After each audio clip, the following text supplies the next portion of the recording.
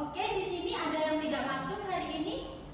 Masuk semua, Bu. Oke, baik, terima kasih.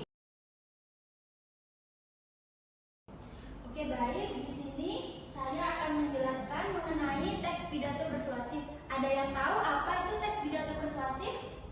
Tidak tahu. Nah, jadi teks pidato persuasif itu, teks pidato persuasif adalah jenis teks pidato yang bertujuan untuk mempengaruhi pendengar agar setuju dengan pandangan, sikap, atau ajakan yang disampaikan oleh pembicara.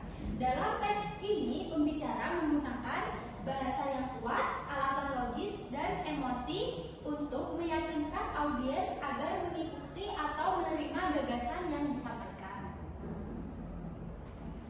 Yang kedua, di sini ada ciri-ciri teks pidato persuasif. Yang pertama itu bertujuan mengajak atau mempengaruhi.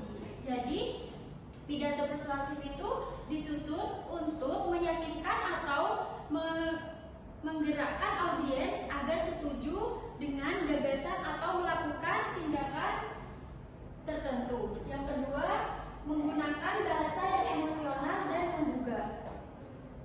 Bahasa dalam teks ini dirancang untuk menimbulkan emosi audiens, baik melalui kata-kata yang kuat, gaya bahasa yang menarik, maupun intonasi yang meyakinkan. Yang ketiga, didukung dengan fakta dan data.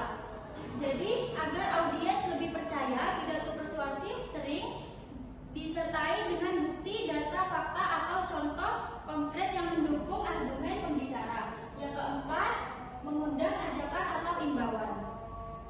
Jadi, bagian akhir teks pidato itu biasanya memuat ajakan atau imbauan kepada audiens. Yang kelima, menggunakan gaya bahasa yang personal. Jadi, pembicara sering berbicara dengan gaya yang personal dan langsung agar terasa lebih dekat.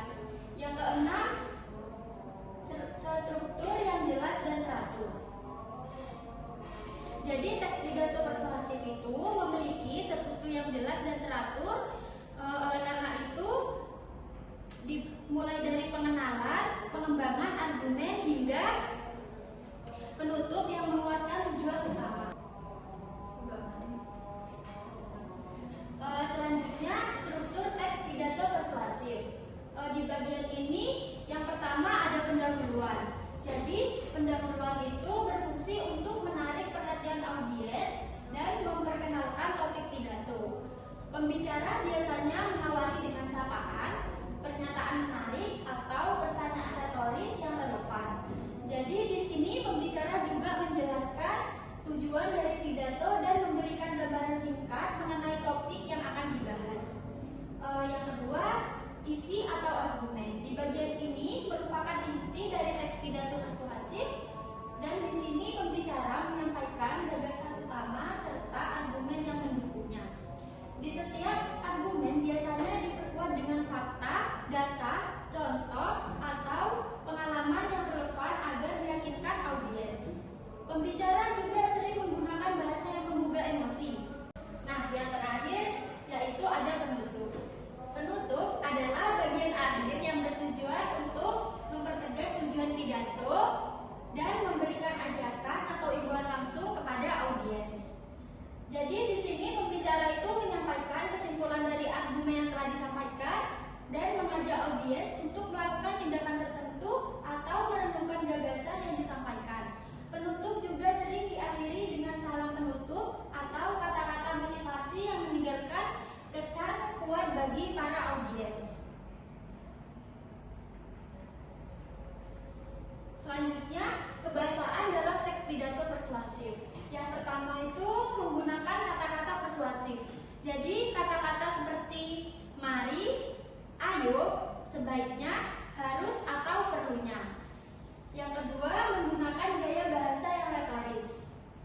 Jadi, gaya bahasa retoris itu seperti pertanyaan retoris, yaitu pertanyaan yang tidak membutuhkan jawaban. Yang ketiga, menggunakan kata-kata emosional.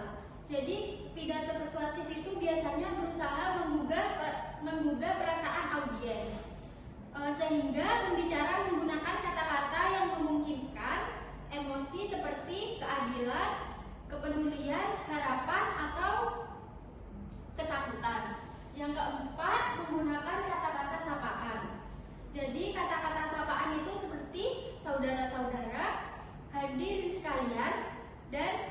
teman-teman membuat audiens merasa dihargai dan lebih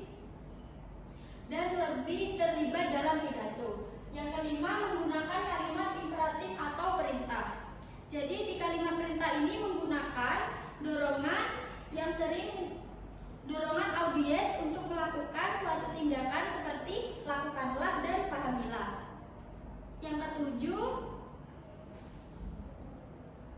menggunakan kalimat simpleks dan kompleks. Baik, yang keenam, menggunakan kalimat persuasif yang mengandung bukti. Jadi, agar lebih meyakinkan itu, pidato persuasif sering menyertakan data, fakta, atau kutipan yang mendukung argumen seperti menurut penelitian atau fakta yang menunjukkan. Yang ketujuh, menggunakan kalimat simpleks dan kompleks. Jadi, pidato persuasif itu menggabungkan kalimat sederhana atau simpleks untuk menyampaikan gagasan secara langsung dan kalimat kompleks untuk menguraikan penjelasan lebih dalam. Yang kedelapan, penggunaan kata ganti orang pertama dan orang kedua. Pembicara sering menggunakan kata ganti orang pertama, contohnya saya, kami, atau yang kedua disebut dengan Anda dan kita, untuk membuat pidato terasa lebih personal dan langsung.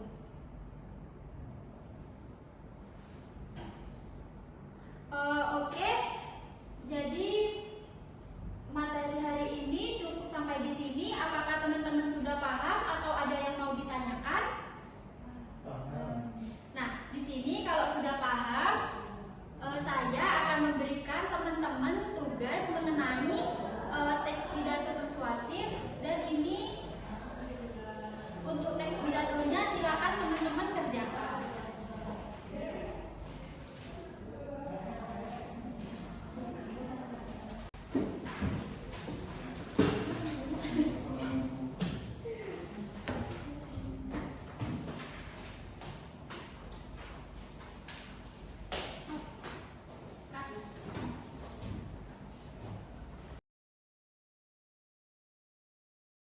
Oke, baik, karena jamnya sudah berakhir, materi hari ini akan saya tutup. Terima kasih juga kepada teman-teman yang sudah antusias mengikuti sekolah di pagi hari ini. Semoga ilmu